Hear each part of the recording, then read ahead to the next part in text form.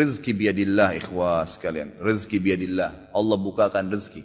Saya cuman karena tidak enak kalau saya mau menceritakan keadaan saya pribadi ya. Kalau pengalaman saya pribadi terlalu banyak bukti-bukti nyata subhanallah yang saya hadapin pribadi. Pada saat lagi terdesak dari sisi ekonomi, godaan luar biasa. Ada pinjaman yang berbunga, ada yang begini, ada yang begitu. Tetap saya tolak, saya komitmen. Sampai pada titik terakhir, titik klimaksnya saya pertahankan. Allah berikan jalan keluar yang tidak masuk di akal ikhwah. Betul-betul tidak masuk di benak saya. Saya ceritakan salah satunya. Pada saat saya ada masalah kemarin di Kalibata. Ini untuk diambil ibrah saja. Restoran saya buka 2 tahun 8 bulan. Kemudian saya pertemukan antara omset sama bayar sewa dan ya, servis jasnya. Karena di mall ada servis jas maka tidak cukup, tidak berimbang. Saya merasa selama hampir 3 tahun tidak mendapatkan keuntungan. Lalu saya berpikir untuk menutup restoran itu. Dan pada saat itu subhanallah saya berpikir restoran itu sudah saya tutup aja deh. Saya jual aja. Mungkin dengan kesibukan dakwah, beberapa ikhwah juga yang saya amanahkan di situ sudah ada yang satu yang sudah niat mau kuliah, udah nggak bisa lagi lanjut. Saya bilang oke lah baik. Selama 3 bulan vakum, nggak bisa bergerak sama sekali. Pada saat itu subhanallah 1 rupiah pun ikhwah saya nggak punya duit. Allah jadi saksi saya bingung waktu itu bagaimana caranya untuk mencari jalan keluar nih. Jual restoran pun akan dilelang dalam kondisi murah. Restoran itu sudah besar asetnya. Ini gimana caranya saya nggak punya duit. Mindahin ke tempat lain butuh uang untuk sewa. Gitu kan, membuka lagi butuh uang yang baru untuk membayar sewa yang tertunggak, gitu kan. Tidak dibongkar juga akan dibongkar paksa. Nah, ini kalau ada waktu tentu sampai waktu tentu kalau tidak ini akan dibongkar paksa. Subhanallah, godaan luar biasa. Ada yang masuk saya tidak tahu dari mana SMS masuk ke HP saya, pinjaman dengan bunga yang ringan 250 juta sampai 750 juta terus dari banyak perbankan saya nggak tahu tiba-tiba masuk. Saya tidak pernah iyakan, selalu. Gitu kan. Saya cuma berusaha ikhtiar berdoa sama Allah, tawarin kepada orang kalau ada yang mau punya saham dengan saya. Subhanallah, pas titik klimaks 3 bulan kemarin, 3 bulan tutup ya sementara, dan saya sudah berpikir mau jual pun sempat saya tawarkan belum ada yang beli. Saya tiap hari saja berdoa. Di masjid ini saya kedatangan seseorang. Jemaah pengajian saya, bukan jemaah pengajian sebenarnya, dia rutin mengikuti ceramah kita ya yang diupload di YouTube dan tinggal di Paris. Orang Indonesia, orang kita tapi tinggal di sana. Datang selama ini dia selalu kalau saya punya program gali sumur diikut. Ada program kemarin badal haji ditipin uangnya. Selalu program sosial diikutin sama dia. Subhanallah pada saat lagi dia bilang sama saya SMS, Ustaz saya mau ke Jakarta, saya ingin hadir pengajian Ustaz langsung. Saya bilang baiklah kalau gitu silahkan fadhal. Selesai pengajian kita waktu itu selesai jam 9 malam kurang lebih seperti jam-jam seperti ini. Lalu kemudian dia datang sebelah saya belum pernah lihat orangnya. Lalu dia salaman sama saya, dia bilang, Ustaz saya Pak John Firdaus, dia bilang sama saya gitu.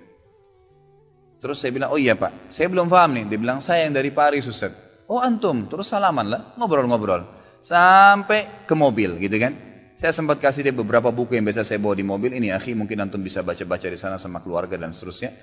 Sebelum berpisah, dia bilang sama saya, Ustaz saya sempat bawa teman ke Kalibata. Kok saya mau ajak makan tutup tempatnya Ustaz? Oh iya ceritanya ada tunggakan pembayaran yang belum saya bayar dari sewanya karena tidak cukup antara omset penjualan dengan ini.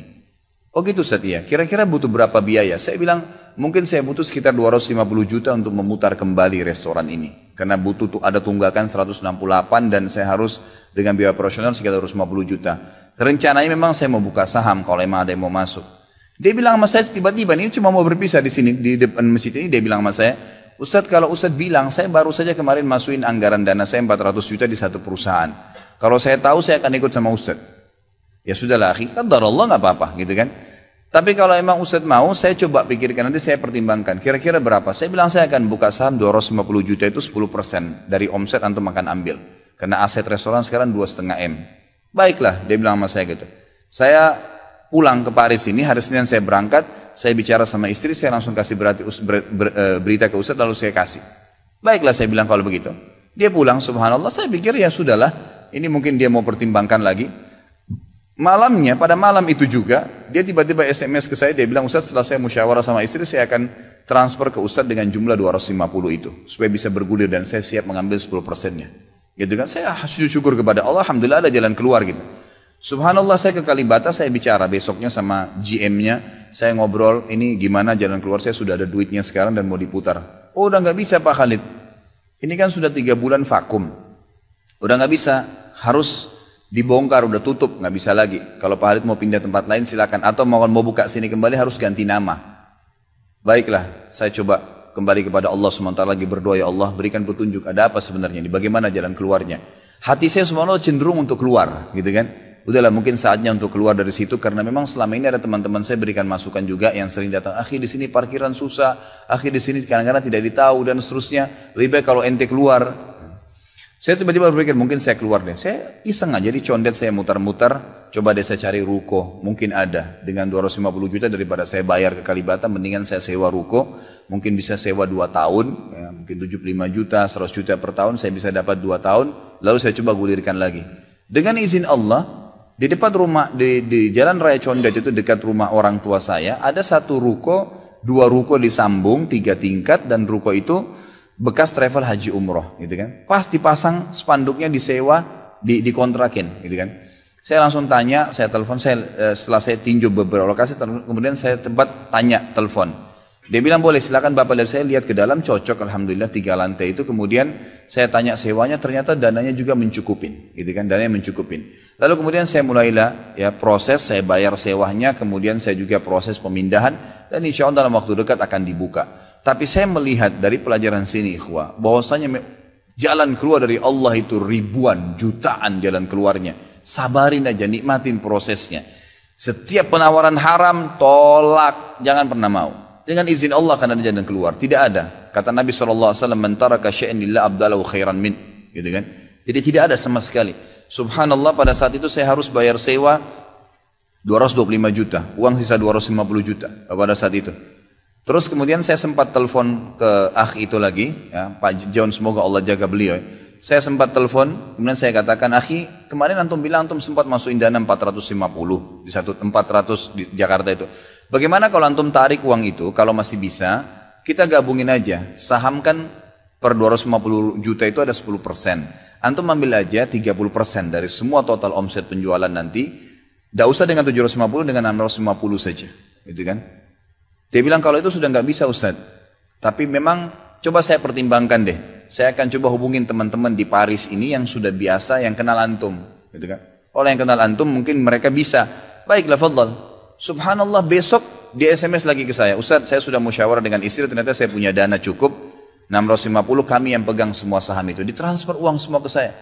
Yang tadinya saya dari 1 rupiah tidak pegang duit, masuk uang 650 juta ikhwah, tidak masuk di akal. Gitu.